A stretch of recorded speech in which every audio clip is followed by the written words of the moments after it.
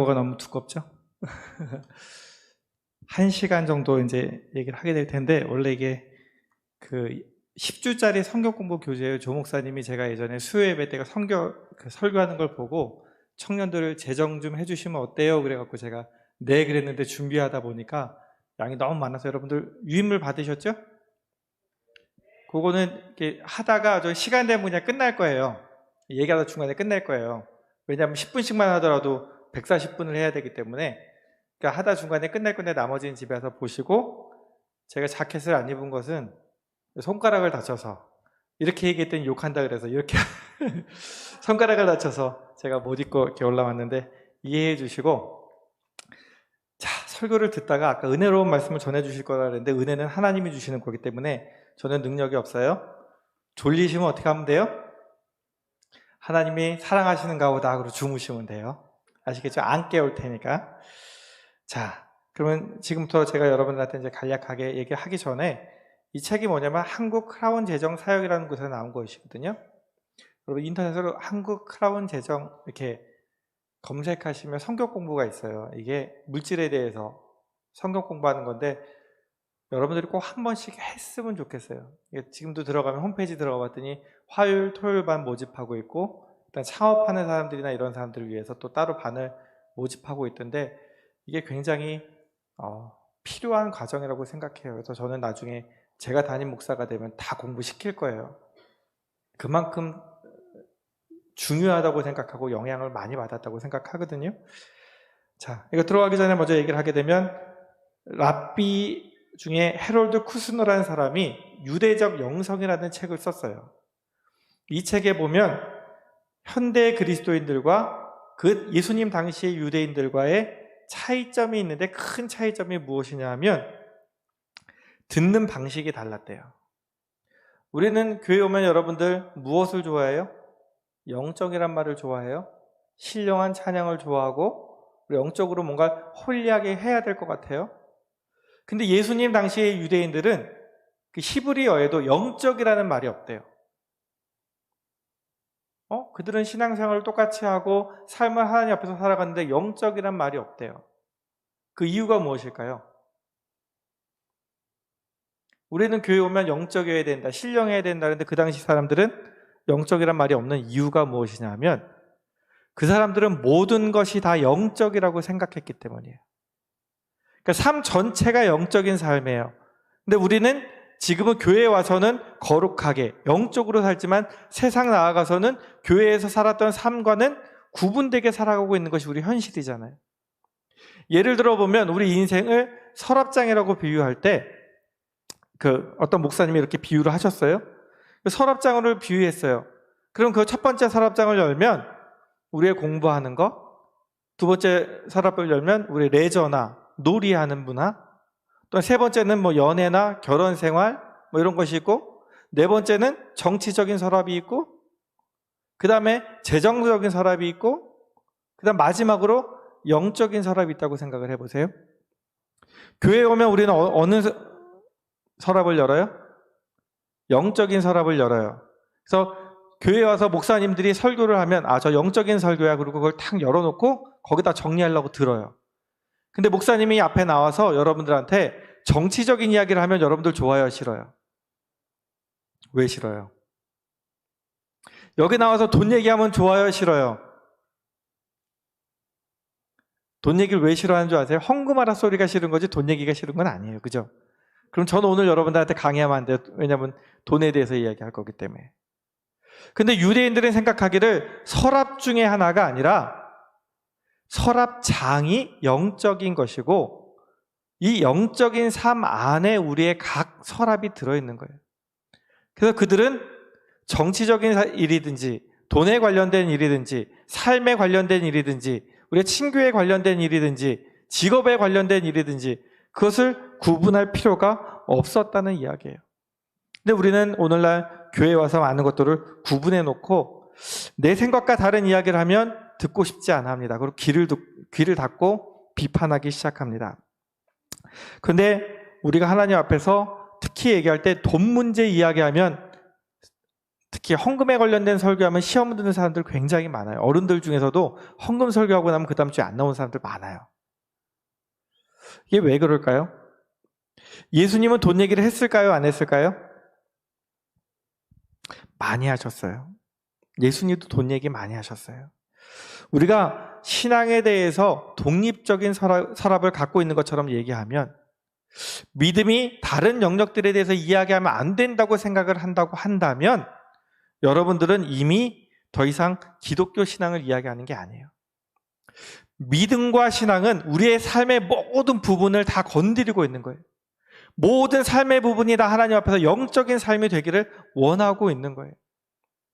성경의 2359절 정도가 돈에 관련된 이야기를 한대요. 그리고 예수님이 비유하셨던 38개의 비유 중에서 그 중에 16개가 돈을 주제로 다루고 있다고 학자들이 이야기를 해요.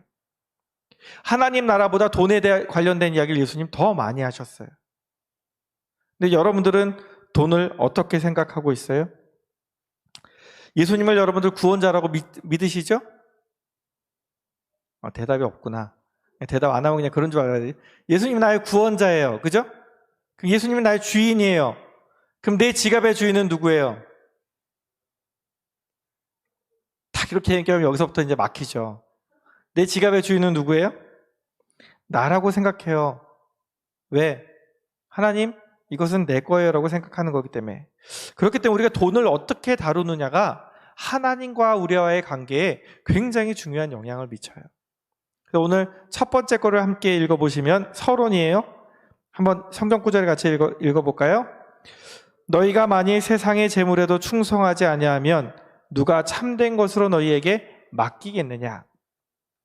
세상의 재물 이야기가 나오는데 이 내용이 뭐냐면 누가복음 16장에 불의한 청지기가 나와요. 청지기는 뭐 하는 사람이냐면 여러분들이 아는 걸로는 서양에서 집사예요. 누군가의 돈을 다 맡아서 관리하는 사람이에요. 근데 이 사람이 불의한 사람이에요.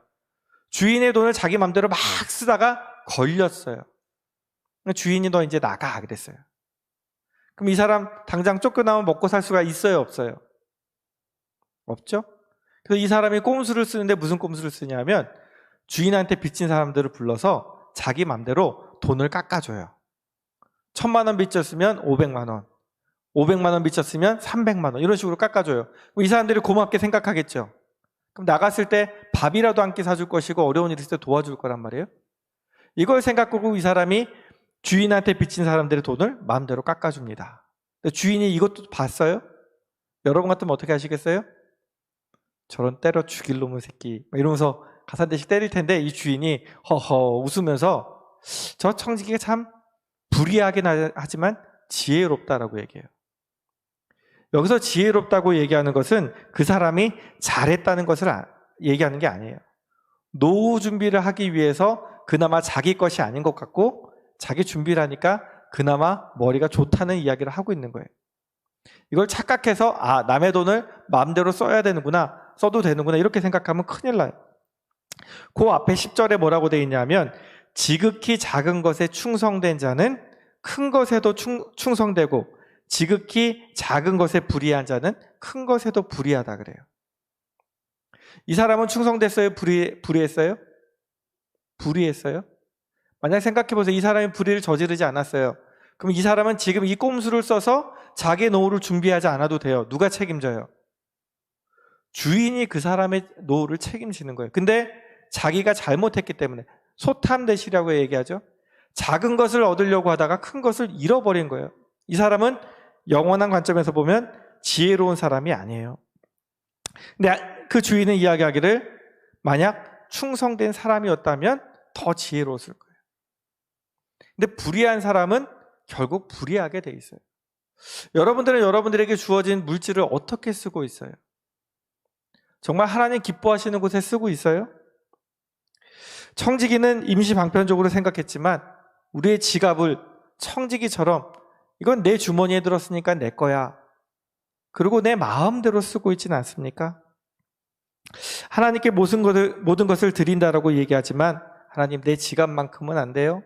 내 돈만큼은 안 돼요. 그러니까 나는 이거에 관한 이야기하는 거는 싫어요. 이렇게 생각하고 있지 않습니까?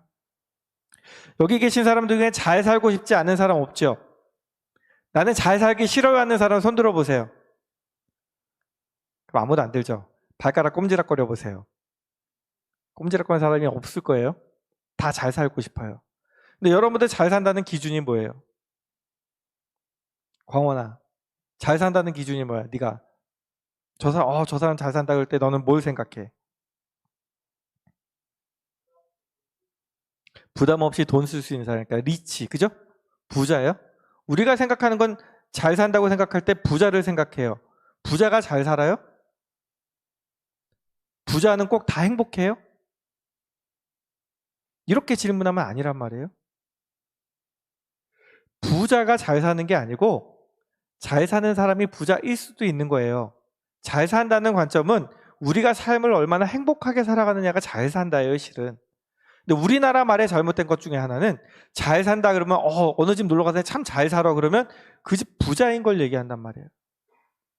우리가 과연 물질을 많이 갖고 있다고 해서 잘 사는 건 아니란 말이에요. 하나님 앞에서 잘 산다는 것은 하나님이 주신 삶을 내가 어떻게 살아가고 있느냐가 잘 산다의 기준이 되어야 되는 거예요. 자, 우리의 모든 삶이 돈하고 관련이 있어요. 재물이 필요해요. 그런데 이 재물을 어떻게 하나님과 관계를 맺을지를 생각하지 않으면 우리는 앞으로 살 때 있어서 부자가 될 수 있을지 모르지만 잘 살 수는 없어요. 그래서 우리가 3가지 정도로 요약을 해보면 첫 번째, 우리가 돈을 어떻게 다루느냐, 이거에 따라서 하나님과 친밀한 관계를 맺을 수 있어요.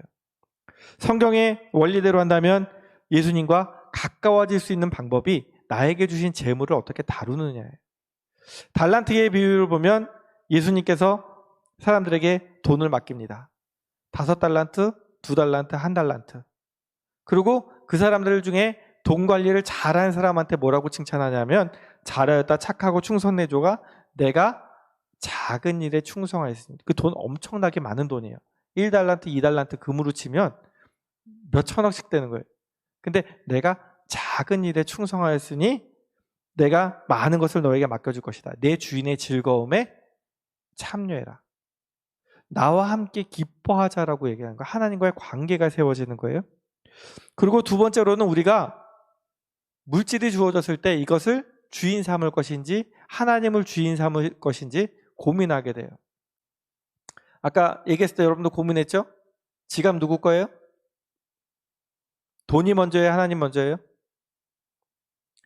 자, 우리 새로운 운이. 만약 누군가 너에게 한 1,000억쯤 준다고, 요새 1억 얘기하면 사람들이 끄떡도 안 하더라고요. 1,000억쯤 준다고 너 앞으로 교회 다니지 마 그러면 교회 다닐 거예요, 안 다닐 거예요? 자, 믿음 좋아 보이는 운이도 대답을 못해요. 자, 세라 전사님, 전사님한테 물어봐야지. 1,000억 준다고 그러면 다닐 거예요, 안 다닐 거예요? 예? 아니, 아예 믿음을 버리는 걸 얘기하는 거예요. 1,000억과 하나님을 바꾸시겠어요, 안 바꾸시겠어요? 전도사님이니까 하는 얘기예요. 그래서 물어봤어요. 자, 예수님이 말씀하시기를 하인이 있는데 2주인을 못 섬긴대요. 그러니까 하나님과 돈을 동시에 섬길 수 없다라고 얘기해요. 왜냐하면 한 사람이 더 중요하면 한 사람이 더 중요하지 않아지는 것이 사람이에요.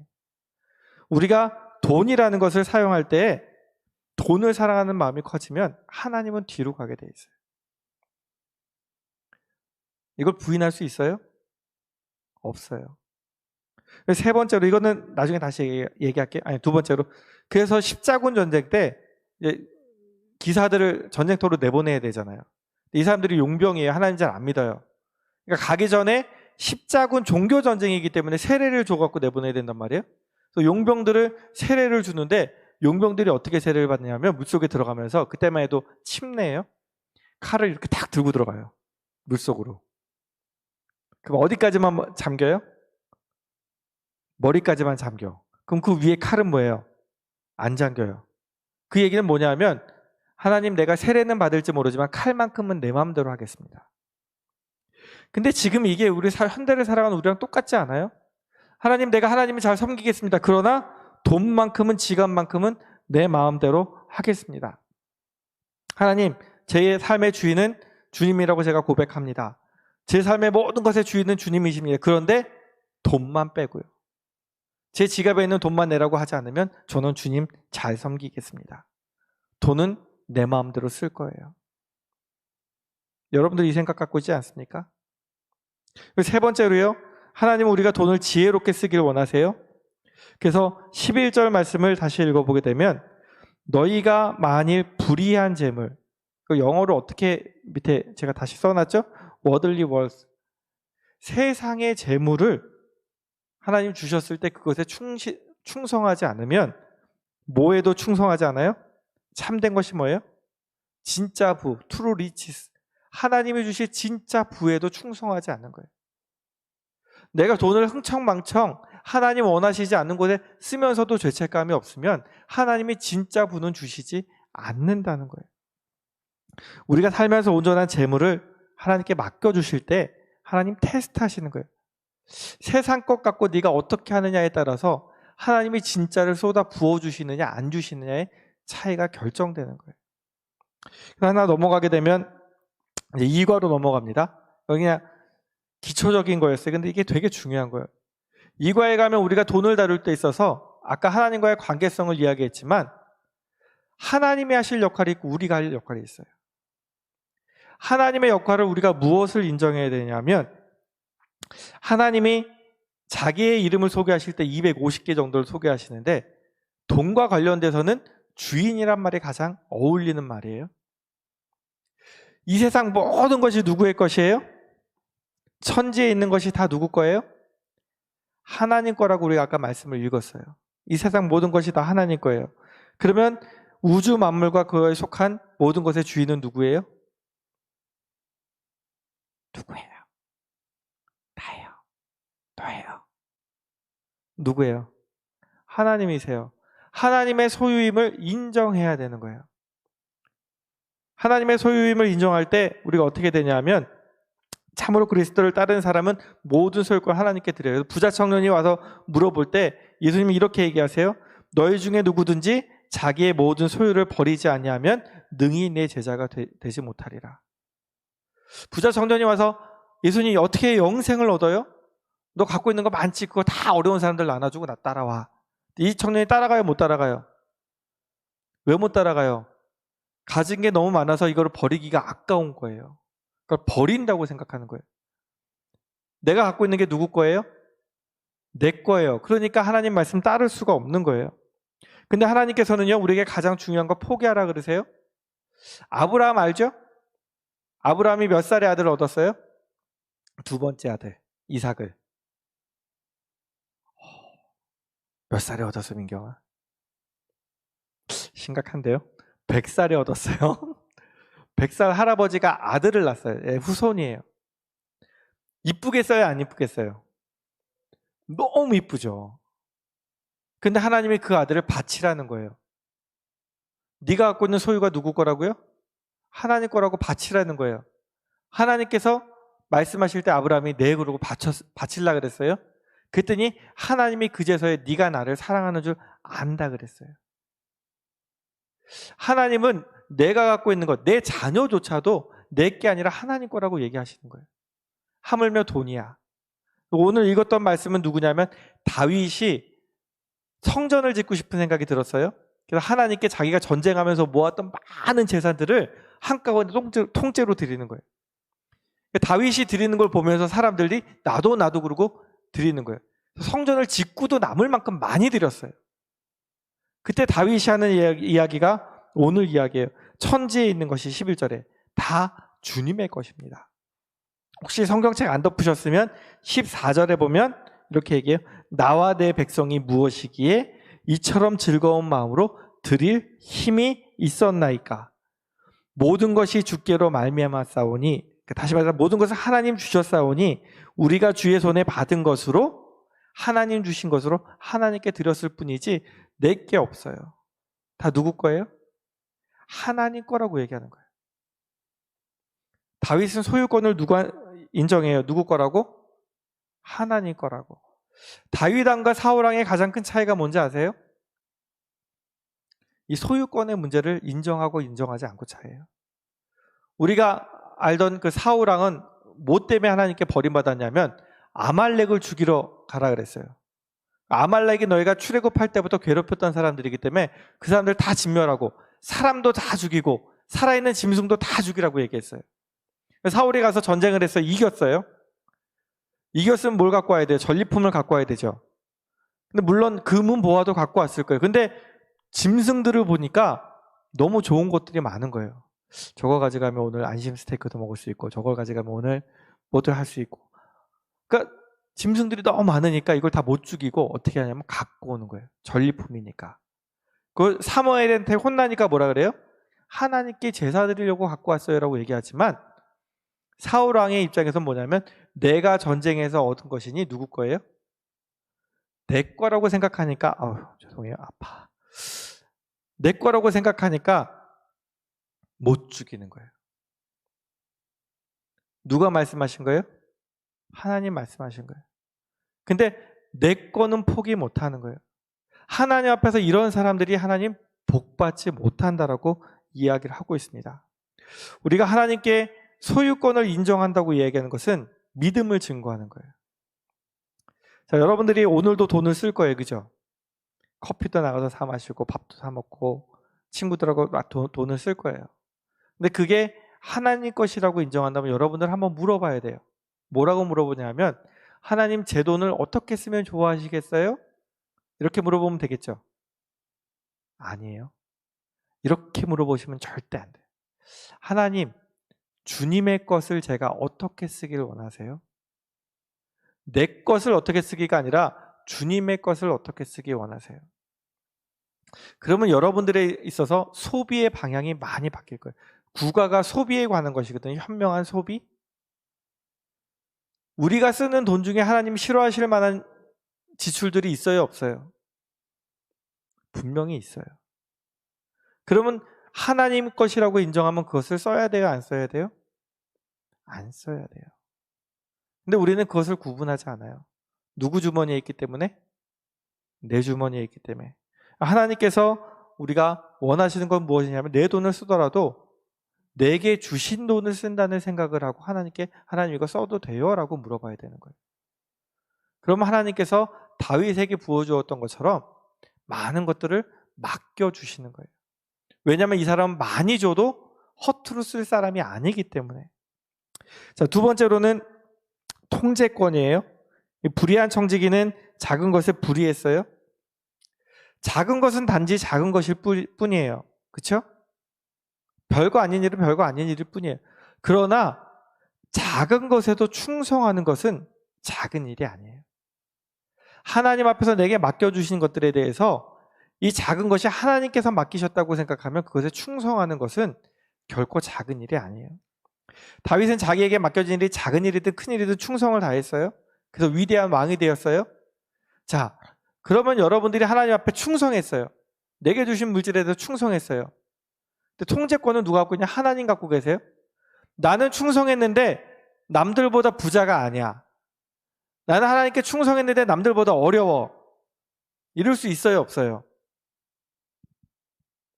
있어요, 없어요? 이럴 수 있죠. 그럼 그 자리에서 여러분들이 하나님 원망해야 돼요? 누구 거예요? 하나님 거예요. 그럼 누구 맘대로 해요? 하나님 맘대로 하셔도 우리가 불만을 가지면 안 된단 말이에요. 다윗이 충성했다고 할지라도 그가 처음부터 잘 되고 잘 나간 게 아니에요.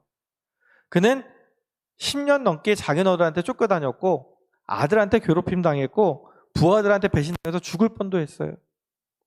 그러나 그는 그 모든 순간에 무엇을 잡았냐면 물질을 잡은 것이 아니라 하나님 나와 함께 해주십시오. 나를 버리지 마십시오라고 하나님을 붙잡았더니 나중에 하나님께서 그 모든 것들을 통과한 이후에 더 큰 거를 맡겨주시는 거예요.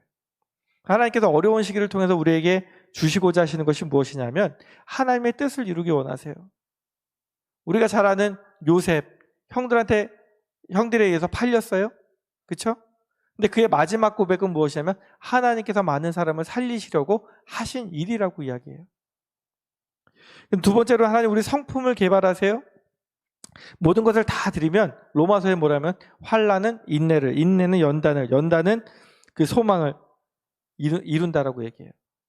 하나님께서 우리가 하나님 닮아가는, 하나님 쓰시기에 합당한 사람을 만들어가는 과정 중에 고난이 들어있어요. 내가 충성한다 할지라도. 그리고 세 번째로는 무엇이냐면 우리를 연단하셔서 하나님 보시기에 합당한 자로. 욥이 뭐라고 고백해요? 내가 정금같이 되어 순금같이 되어 나올 것입니다. 그 고난 가운데서도 하나님 바라봤더니 하나님께서 나중에 진짜를 맡겨주시는 거예요. 혹시 여러분들 지금 살아가는 가운데 힘들고 어려운 사람 있을 수 있어요. 그럼 여러분들이 지금 기도해야 될 것은 무엇이냐면, 하나님, 내가 비록 힘들고 어렵지만, 남들보다 잘 나가지 못하는 것 같고 내가 힘들어 보이지만 하나님 나를 사랑하신 줄 믿습니다. 나는 하나님의 말씀대로 살 테니 내 삶은 누가 책임져요? 하나님 책임져 주십시오라고 기도해야 돼요. 남들보다 지금 조금 잘 나가고 못 나고가 우리의 기준이 되면 안 돼요. 하나님께서 나를 사랑하고 계시는지가 기준이 되어야 돼요. 마지막으로 중요한 거면 하나님의 역할 중에 가장 중요한 거예요. 공급권이에요. 우리에게 모든 것을 주시는 분이 누구예요? 하나님이에요. 다윗이 뭐라고 고백하냐면, 여호와는 나의 목자시니 내가 부족함이 없다고 고백해요. 불편하다고 고백하는 게 아니고 부족하지 않다. 불편한 거는 내가 있으면 더 편리할 수 있지만 없어도 살 수 있어요. 부족한 거는 내가 없으면 살 수가 없는 거예요. 공기 부족하면 살 수 있어요? 먹을 것이 없으면 살 수 있어요? 이런 것들은 부족이에요. 근데 내가 더 큰 아파트를, 더 좋은 차를 살기 위해서 돈이 조금 부족해. 이거는 불편함을 위한 부족이지 나의 삶을 위한 부족은 아니에요. 그가 비록 사망의 음침한 골짜기 같은 곳을 다녔을지라도 나 부족하지 않았다고 고백해요. 왜? 하나님이 공급하시기 때문에. 이스라엘 백성들이 광야로 나갔어요. 먹을 것이 없어요? 불편하죠. 근데 하나님 먹을 거 만나와 메추라기는 주시는 거예요. 세례 요한이 광야에 있을 때, 엘리야가 광야에 있을 때 하나님께서 먹을 것을 공급하시는 거예요. 기적적으로. 예수님이 뭐라고 얘기하냐면, 너희는 먼저 그의 나라와 그의 의를 구하라. 우선순위가 뭐예요? 먼저 하나님을 생각하면 하나님이 이 모든 것을 더하여 주신다. 그래서 주기도문을 가르쳐 주시면서 뭐라 그래요? 오늘날 우리에게 무엇을 달라고 기도해요? 일용할 양식을 달라고 기도해요. 여기서 여러분들이, 이게 오늘 어떻게 보면 핵심 포인트예요. 가장 중요한 게 있어요. 내가 기도하면 하나님 모든 걸 다 주신다? 아니에요. 나에게 필요한 것을 주신다. 이게 뭐가 중요하냐면, 우리의 need, 필요한 것과 want, 나의 욕구에 의해서 원하는 것을 구분할 줄 알아야 돼요. have to spend, 내가 써야 될 것이 꼭 있는 것과 good to spend, 내가 좋아하는 것을 위해서 쓰는 것은 다른 거예요. 우리는 많은 부분에 있어서 불평을 이야기하고 남들과 비교를 해요. 왜냐하면 제가 나보다 좋은 것을 갖고 있는 것처럼 보여서. 쟤는 좋은 걸 갖고 있는데 나는 왜 아니지? 쟤는 좋은 것 주신데 나는 왜 아니지? 하나님 앞에서 하나님께서는 필요한 것을 채우신다고 말씀하셨지, 너에게 원하는 모든 want, 너의 욕구를 다 채워주신다고 말씀하지 않으셨단 말이에요. 다윗은 극심한 고통 속에서도요, 자기의 필요한 것을 채우시는 하나님을 봤어요. 자기의 영적 필요도 채우시는 하나님을 봤어요. 그렇기 때문에 그가 하나님 앞에서 불평하지 않아요. 그리고 하나님께서 모든 것을 주셨을 때 아까 고백처럼 나에게 주신 것이 누가 주신 거예요? 물질도 하나님 주신 거예요. 내가 승진하고 좋은 자리에 올라갔어요. 누가 해주신 거예요? 하나님이 해주신 거예요. 그러니까 다윗은 두 가지 기도를 해요. 내게 주신 모든 것이 주님의 것입니다. 나를 높이시고 크게 하시고 강하게 하신 분이 하나님이십니다. 내 삶에 필요한 것들을 공급하시는 분이 누구예요? 하나님이라고 믿는 거예요. 하나님과의 신뢰 관계가 나의 삶을 좌우할 것입니다. 하나님을 신뢰하는 자에게 하나님께서 모든 것을 맡겨주셔요. 다윗과 사울의 차이가 바로 그거였어요. 그럼 이 돈이라는 것을 쓸 때 하나님 모든 걸 소유하고 계세요? 모든 걸 통제하고 계세요? 근데 우리가 필요한 걸 공급하시는 분이세요. 이걸 믿으세요? 믿어요, 안 믿어요? 끄떡이지만 말고 우나 믿어, 안 믿어? 뭐라고요? 믿어요? 그럼 천억하고 예수님 바꿔요, 안 바꿔요? 안 바꿀 거예요? 네, 1,000억 있으면 한번 꼬셔볼 텐데 1,000억이 없어서. 자, 안 바꾼다 그랬어요. 자, 그럼 우리의 역할은 무엇이냐면 우리가 해야 되는 역할이 있어요. 하나님께서 모든 것을 공급하신다고 믿는다면 내가 하나님의 청지기인가? 아니면 내가 잘 살기 위해서 하나님을 청지기 삼고 있는가 생각해 보세요. 우리의 기도 중에 많은 부분이 하나님께 달라 그래요. 근데 우리 주인이라고 고백하지만 실은 하나님을 우리 뭐로 생각하냐면 내 뒤치다꺼리하는 하인이나 램프의 요정이나 이런 것처럼 생각하지 않아요? 내가 하나님의 뜻에 맞게 사는가 고민하기 전에 하나님 내 삶에 이게 필요한데 왜 안 채워주십니까? 라고 얘기하지 않아요? 하나님이 청지기가 아니라 누가 청지기예요? 내가 하나님의 청지기예요. 하나님 앞에 살아갈 때 우리가 하나님 흥미로운 것은 예수님 흥미로운 것은 5달란트 2달란트 받았던 사람이 똑같은 칭찬을 받았어요. 근데 상급도 똑같이 받았어요. 충성하는 자에게는 얼만큼 많은 것들이 맡겨졌느냐가 중요한 게 아니라 그 일을 어떻게 했느냐를 하나님 보시는 거예요. 하나님께서 우리에게 얼마만큼 많은 것들을 주시느냐가 중요한 게 아니라 하나님 나에게 1억 주실 거예요. 그러면 언제 주시지 그걸 기다리는 게 아니라 나에게 주신 10,000원이 있다면 이 10,000원을 어떻게 쓰느냐가 더 중요하단 말이에요.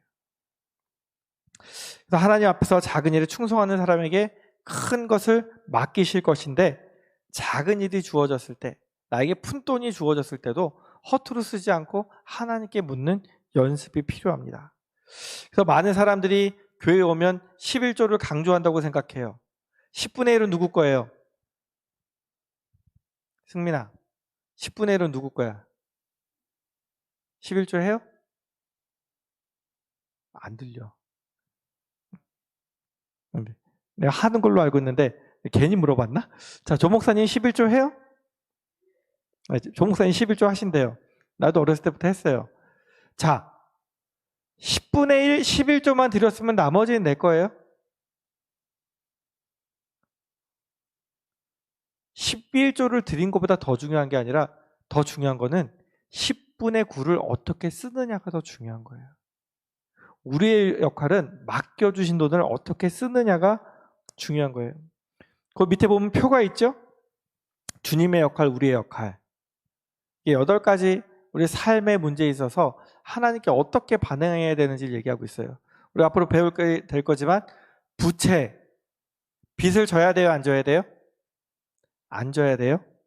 자, 우리가 재정적으로 풍성하기 위해서 누구에게 조언을 구해야 돼요? 아니면 내 마음대로 나 혼자 알아서 하면 돼요? 조언을 구해야 돼요. 그 다음에 절대적으로 하나님 원하시는 건 뭐냐면 이 정도쯤이야. 이게 아니고 절대적으로 정직을 원하세요. 그 다음에 하나님께 드릴 때는 자애롭다 그래요. 자원하는 마음으로 사랑하는 마음으로 교회에도 바치고 하나님 원하시는 곳에 돈을 쓸 수 있어야 돼요. 이렇게 하기 위해서는 일을 어떻게 해야 돼요? 열심히 해야 돼요. 뒤에 내용들은 다 나와 있어요. 그 다음에 일만 열심히 하는 게 아니라 이렇게 하나님 원하시는 거에 쓰기 위해서 우리가 저축하고 투자해야 돼요. 꾸준하게.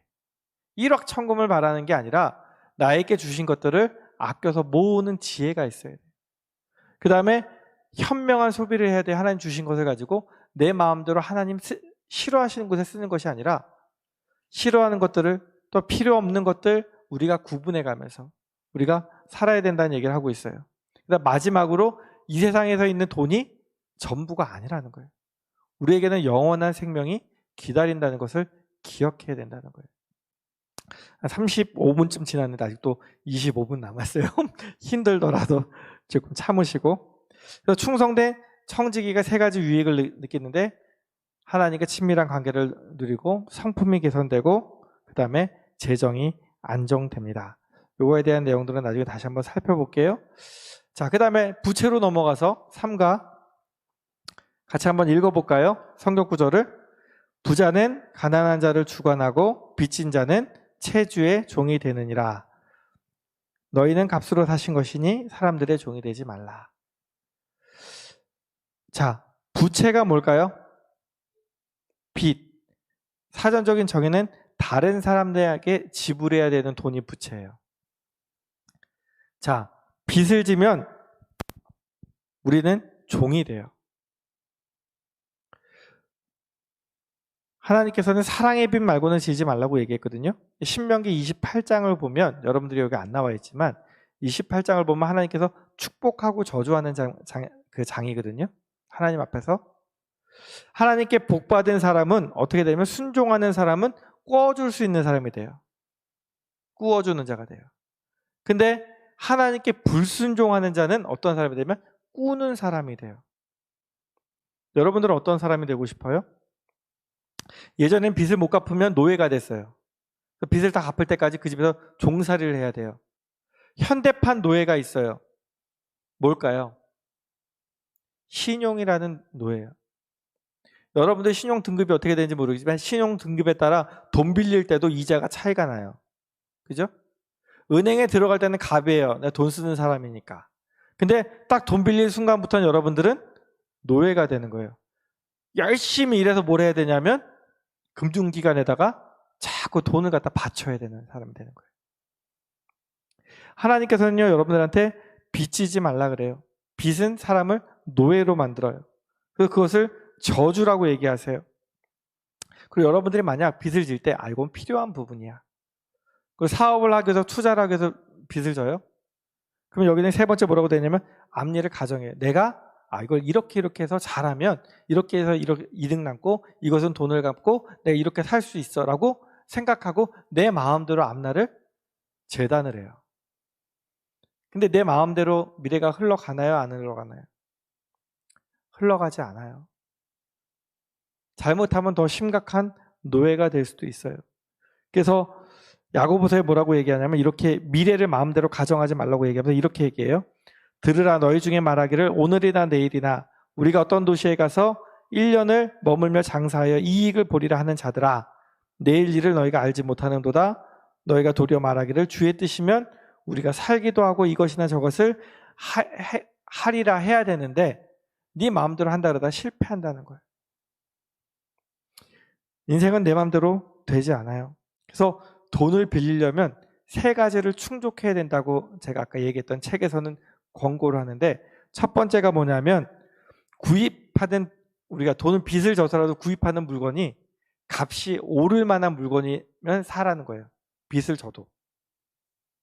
두 번째로는 구입한 품목의 가치가 빌린 돈보다 커야 돼요. 무슨 말인지 알겠어요? 내가 한 1억을 빌렸는데 이건 한 5천만 원짜리야. 그러면 돈을 빌려야 돼요? 안 빌려야 돼요? 안 빌려야 돼요. 세 번째로는 뭐냐면 갚아야 할 빚이 내가 이자를 감당할 정도가 되면 그것은 아무리 좋은 거라도 빚을 내면 돼요? 안 돼요? 안 돼요. 그래서 거기서 예를 드는 게 우리나라 요새 집값이 폭등하고 있죠. 자, 집이 아주 좋은 예예요. 자, 주택융자를 받았어요. 근데 앞으로 집값은 올라요, 떨어져요? 땅값하고 집값은 잘 안 떨어져요. 그죠? 첫 번째 조건이 맞아요. 그리고 집이 오른 다음에 이걸 팔았어요. 그럼 빚을 갚고도 남아요, 안 남아요? 남아요. 그러니까 빚을 져도 그거보다 더 큰 가치가 있어요. 그럼 이제 전부 다 오늘 주택융자 받아서 집 사세요? 근데 문제는 뭐냐면 세 번째예요. 내가 융자받은 돈을 이자를 지불할 것을 감당하지 못할 돈이면 빌리면 안 되는 거예요. 근데 많은 사람들이 이걸 했다가 피를 보는 거거든요. 나는 비싸게 샀다가 팔 때는 싸게 팔고 이렇게 되는 거예요. 그래서 대표적으로 말한 케이스가 뭐냐면 미국의 서브프라임이에요. 사람들이 경기가 좋을 때 돈을 빌려서 집을 왕창 사놨는데 나중에 집값이 떨어지기 시작하니까 감당이 안 되는 거예요. 이자도 안 되고 집도 잃고 다 잃는 거예요. 그래서 거기 나오는 예 중에 하나가 뭐냐면 어떤 사람이 집을 너무너무 사고 싶어요. 근데 내가 빚이 지금 이만큼 있어. 근데 은행에 빚이 이만큼 있다고 얘기하면 안 빌려줄 것 같아. 그래서 빚이 이만큼 있다고 얘기했어요. 그래서 돈을 빌려서 샀는데 이자를 감당 못해서 집은 넘어가고 가정은 파탄이 나요. 근데 실은 이런 가정들이 굉장히 많아요. 여러분들이 하나님 앞에서 우리는 누구의 종이냐면 하나님의 종이 되어야 되지 세상의 종이 되면 안 되는 거예요. 그래서 부채를 혹시라도 여러분들 학자 융자금이라도 받았다 그러면 그 모든 빚을 빨리 청산을 해야 돼요. 그래서 청산하는 방법에 대해서 얘기하는데 열왕기 하 4장에 보면 과부 이야기가 나와요. 엘리사한테 한 과부가 찾아오는데 선지자 생도였어요. 근데 자기가 빚을 져서 애들이 노예로 팔리게 돼 있는 거예요. 그래서 엘리사한테 와서 사정을 합니다. 우리 애들이 팔려나가게 됐어요. 제발 좀 도와주세요. 경건한 좋은 자인 엘리사를 찾아서 얘기했더니 엘리사가 뭐라고 얘기하냐면, 그래? 그럼 너 갖고 있는 게 뭐 있어? 집에서 생각해 봤더니 집에 기름 한 병 남았어요. 집도 넘어가고 모두 넘어가고 기름 한 병 남았어요. 이걸로 빚을 갚을 수 있어요, 없어요? 없죠. 근데 엘리사가 뭐라고 얘기하냐면, 너 이웃한테 가서 그릇 빌려. 빌리는데 가능한 한 많이 빌려. 그리고 그 그릇에다가 기름을 따르라는 거예요. 여러분들 어떻게 하겠어요? 수영장을 빌렸어야 되는데, 그치? 그럼 부자가 될 텐데. 이 여자가 이웃들한테 가서 빌려요. 그리고 기름을 누가 따랐을까요? 엘리사가 와서 기름을 따라줬을까요? 성경에 보면 이 여자가 아들하고 같이 자기가 따라요. 근데 그릇이 꽉 차도록 기름이 계속 나와요. 자, 다음 그릇, 다음 그릇, 다음 그릇. 근데 빌려온 그릇, 모든 그릇에 꽉 찰 때까지 기름이 나와. 그 엘리사가 뭐라고 얘기하냐면, 이것을 팔아서 빚을 먼저 갚고 나머지 갖고 생활해라. 이런 기적이 여러분들 삶 속에 일어날까요? 안 일어날까요? 일어난다고 믿으시는 게 하나님의 공급권을 믿는 거예요. 우리가 절박하고 힘들 때 이 여자는 얼마나 간절하겠어요. 내가 팔려고 하는 게 아니라 자식들이 팔려가요. 간절해요. 그래서 하나님 앞에 뭐 하냐면 기도한 거예요. 경건한 좋은 자 엘리사를 찾아와서 하나님 앞에 도우심을 구하고 조언을 구했어요. 근데 하나님께서 역사하시는 일은 내가 갖고 있지 않은 것 같고 갑자기 로또가 당첨이 되거나 하늘에서 돈이 떨어지거나, 이거 하나님의 방법이 아니에요. 여러분들이 갖고 있는 방법 갖고 하나님이 살아날 수 있도록 만들어주시는 거예요. 제가 아는 장로님 한 분이 어려워서 사업을 접어야 되는데 집 팔고 회사 팔고 다 팔아도 빚을 다 갚을 수가 없을 정도로 빚이 많아진 거예요. 이분과 3개월 동안 같이 매일 예배를 드리면서 기도를 했어요. 매일이 아니라 매주 토요일마다 모여서. 근데 어느 날 하나님이 이 사업체를 처분하게 하시는데 빚지지 않고 처분하게 만드시고 그와 관련된 새로운 사업을 하게 하셨어요. 이 장로님도 어떻게 그렇게 흘러갔는지 모르신대요. 근데 어느 날 보니까 하나님 그렇게 만드셨다는 거예요. 이건 좀 비현실적으로 보이죠? 제가 요 앞에 교회 있을 때 한 분이 50억을 빚지고 저희 교회로 오셨어요. 이분이 갖고 있는 재능이 무엇이냐면 홈페이지 만들어주고 관리해주고 이런 거였어요. 그러니까 컴퓨터 쪽으로 굉장히 잘하세요. 그러니까 이분이 다른 일을 하시다가 빚을 져서 망했는데 자기가 재주가 있어서 그 재주를 뭐 했냐면 개척교회들, 어려운 교회들 무료로 홈페이지 만들어주고 관리해주고 이런 걸 하셨었거든요.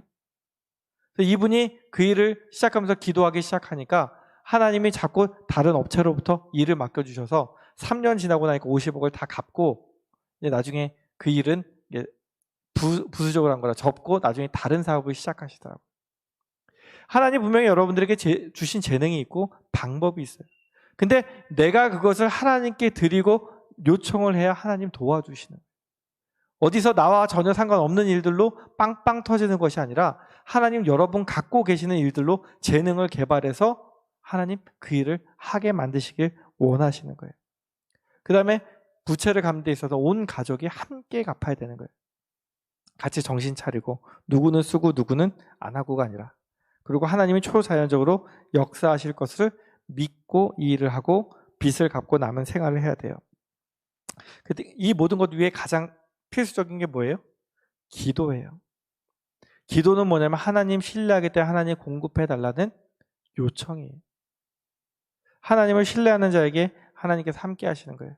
그래서 빚도 갚는 방법이 있어요. 사용하지 않는 거 팔고, 그 다음에 빚을 갚더라도 작은 빚부터 갚는 거예요. 그래야 이게 눈앞에 보이니까 더 열심히 갚는 거예요. 그 다음에 일반 빚이 있고 카드 빚이 있어요. 그럼 뭐부터 갚아야 돼요? 빚을 안 잡아서 모르죠?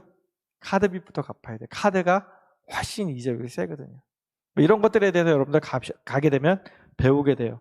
그리고 아르바이트를 해서라도 돈을 갚으라는 거예요. 빨리, 최대한 빨리.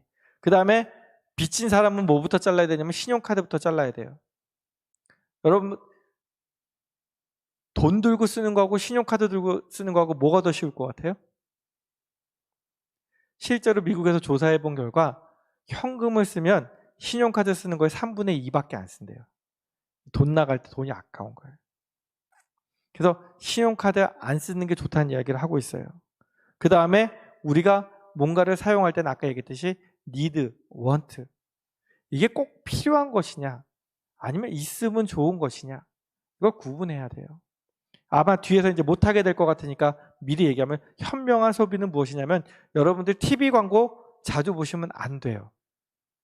카탈로그 보시면 안 돼요. 요새 노트 20 나와요. 그거 볼 때마다 우리 애들이 우와 저거 갖고 싶다 그러고 있어요. 저도 갖고 싶어요. 근데 내가 갖고 있는 핸드폰 성능이 좋거든요. 근데 더 좋은 것을 보면 불만족스러워지는 거예요. 한 회사가 아프리카에 가서 공장을 지었어요. 인건비가 싸니까. 사람들을 불러다 일을 시켰는데 사람들이 딱 한 달 일하고 나니까 안 나오는 거예요.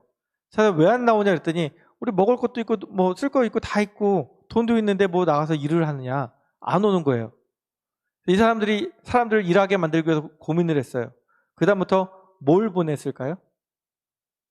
카탈로그를 보냈더니 사람들이 지금 당장 필요 없는데 좋아 보이는 거예요. 있으면 편할 것 같은 거예요. 그다음부터 공장이 절대 쉬지 않았대요. 저도 한동안만 이렇게 누가 얘기해서 팀원 타임 세일 뭐 이런 거 봤거든요. 근데 봤더니 보면 볼수록 뭐 하고 싶어요? 사고 싶어요. 그래서 지워버렸어요. 그랬더니 사고 싶은 마음도 없어요. 왜냐하면 필요한 거 아니니까. 현명한 소비라는 것은 우리가 쓸 때 하면 좋겠죠. 여유가 있으면 써도 돼요. 근데 이게 꼭 필요한 것이냐, 내가 이걸 사는 것을 하나님 기뻐하시겠느냐 한번 생각해 볼 필요는 있어요. 그래서 우리가 뭘 해야 되냐면 자족을 해야 돼요. 하나님 주신 것에 만족하라는 얘기예요. 이거는 욕심을 버리라는 얘기가 아니에요. 내가 잘 살고자 하는 야망을 버리라는 얘기가 아니에요. 하나님 더 많은 거 주시기 원하실 수도 있어요. 그런데 그것 때문에 얽매여서 거기에 몰두해서 하나님 잊어버리면 안 되는 거예요. 자족이라는 것은요, 하나님 앞에서 우리가 주신 것에 만족하면서 하나님 더 많이 주시면 지금 있는 것이 괜찮으면 남는 돈은 어떻게 하는 거예요? 하나님께 드리고 이웃에게 나누고 베풀며 살아갈 수 있도록 우리가 마음을 가져야 되는 거예요. 내 게 아니라 누구 거예요? 하나님 거예요. 자, 그래서 우리가 생활 양식을 바꿔야 돼요. 부채를 갚더라도 꼭 해야 될 게 무엇이냐면 이 크라운 재정 사역에서 강조하는 것 중에 하나가 여러분들 꼭 비상금을 마련해 놔야 돼요. 근데 비상금을 얼만큼을 마련해야 되냐면 나의 3달치 생활비는 남겨둬야 돼요. 요즘은 뭐 고용보험이니 무슨 보험이니 해서 나중에 실직하면 실업급여도 나오고 그러지만 그렇지 않은 경우도 엄청나게 많아요. 혹시라도 무슨 일이 생기면 내가 빚진 상태예요? 돈 빌리기 더 힘들어요. 그렇기 때문에 최소한의 다른 일을 시작할 수 있는 기간 3개월의 여유자금을 남겨두고 있어야 돼요. 여러분들 용돈 받고 있는 거 있으면 잘 모아서 3개월치는 꼭 하세요. 자, 그 다음에 보증이에요. 보증 쓰면 안 돼요? 돼요? 안 돼요? 보증 쓰면 망하는 거예요.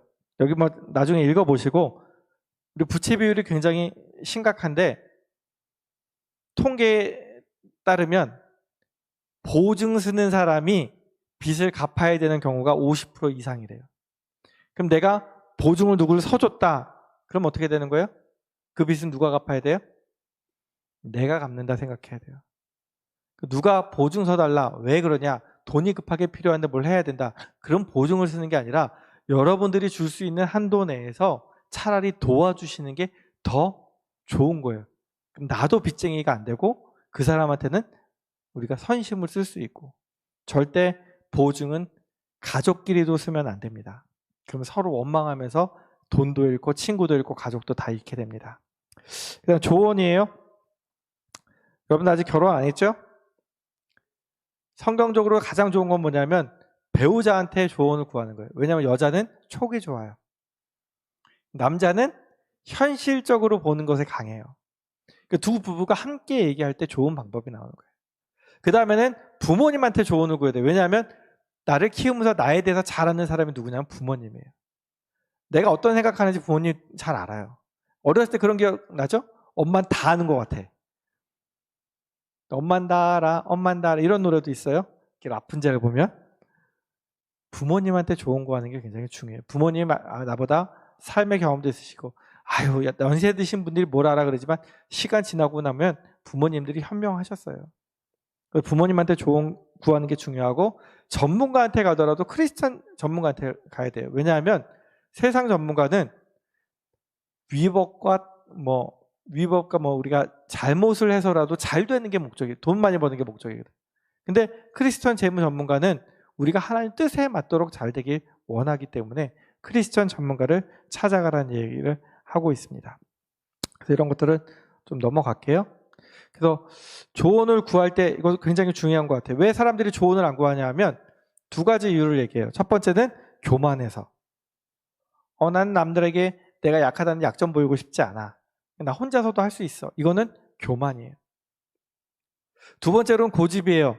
나 내 마음대로 하고 싶은데 자꾸 간섭해. 나 간섭받기 싫어. 이런 사람을 성경은 뭐라 그러냐면 미련한 사람이라고 얘기하는 거예요.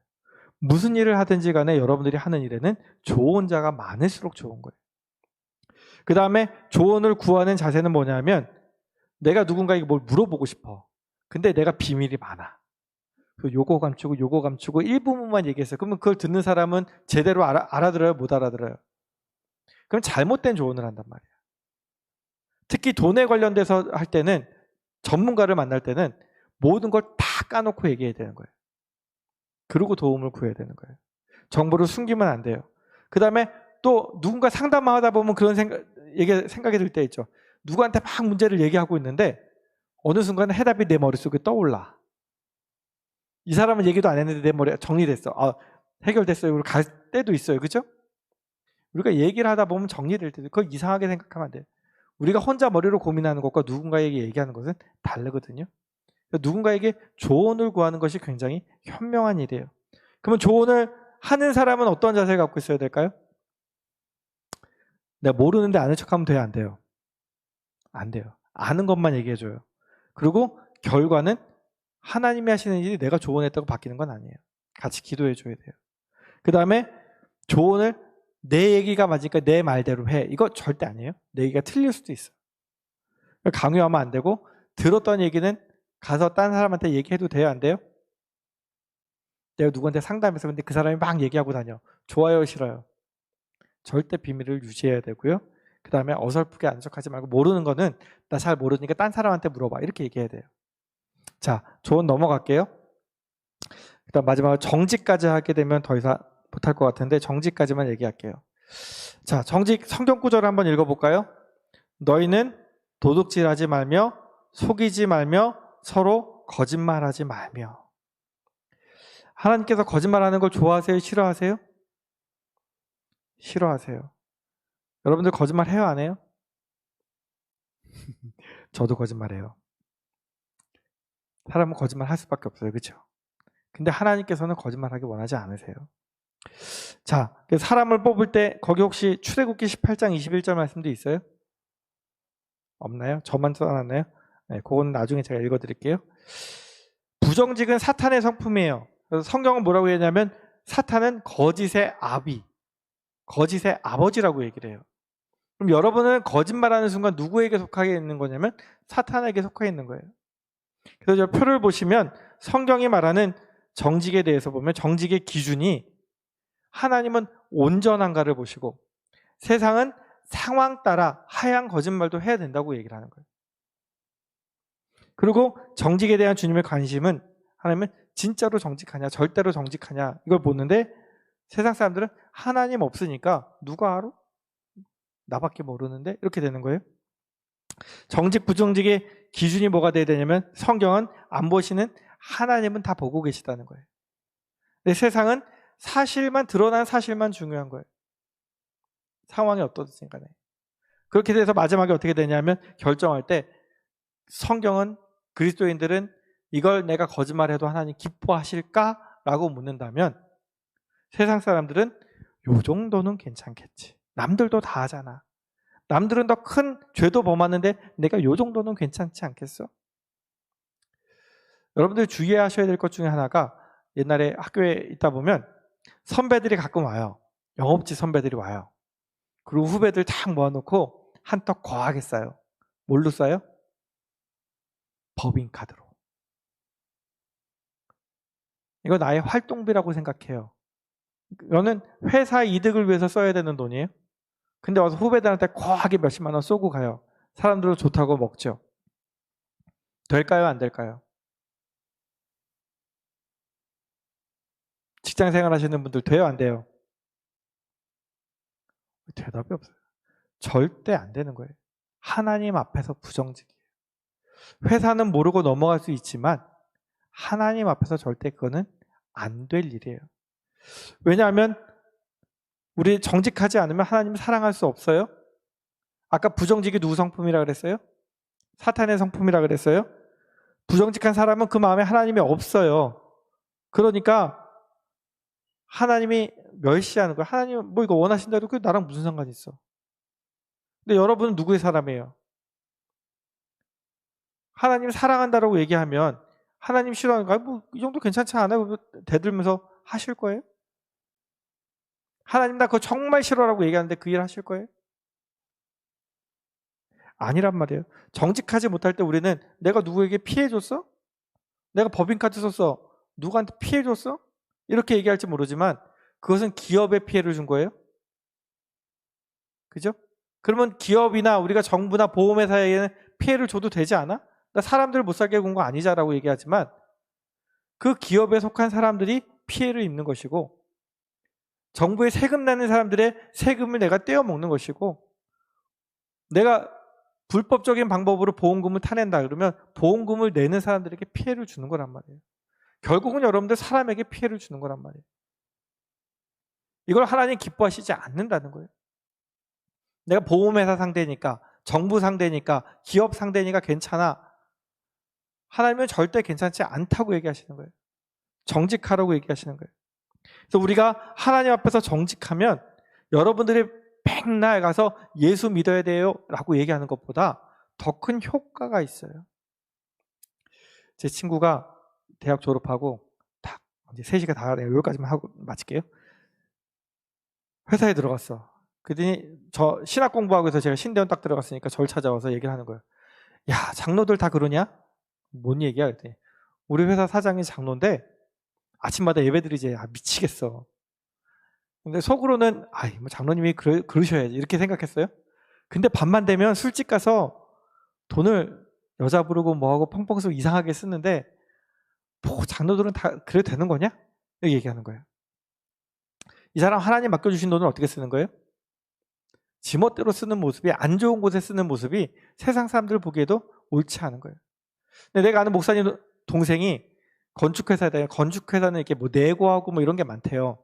그러면 중간에 이 커미션을 주고 뭐 이렇게 자재 납품 가격을 좀 올리던가 뭐 이런 게 있대요. 그러니까 자기 위에 상사가 자꾸 그거 받아먹는 거야. 이 사람은 교회 다니니까 그거 못 참는 거야. 사장한테 꼰질렀대요. 이 사장이 뭐 어떻게 할게요? 괜찮아, 다 그런 거야. 너 500만 원 줄 테니까 그냥 앞으로 봐도 못 본 척해. 오히려 사장이 무마를 하더래요. 그러면서 사장이 나중에 돈과 관련된 일 누구한테 시키는 거예요? 이 사람한테 시키는 거예요. 그리스도인들한테. 지금 내가 작은 이익을 탐하는 게 더 좋아 보일 수 있어요. 그러나 장기적으로 보면 하나님이나 사람들을 보시기에 정직한 모습이 우리가 살아가야 되는 모습이고 남들이 하나님을 인정하는 모습이에요. 우리가 일함에 있어서 어떤 모든 일을 행함에 있어서 하나님 앞에 정직하고 최선을 다하기 원합니다. 이 뒤에 가면 일에 나오지만 여러분들 보시면 우리는 모든 일을 누구에게 하냐면 주께 하듯 하는 거예요. 여러분들은 소명받아서 그 자리에 하나님 세워놓으신 거예요.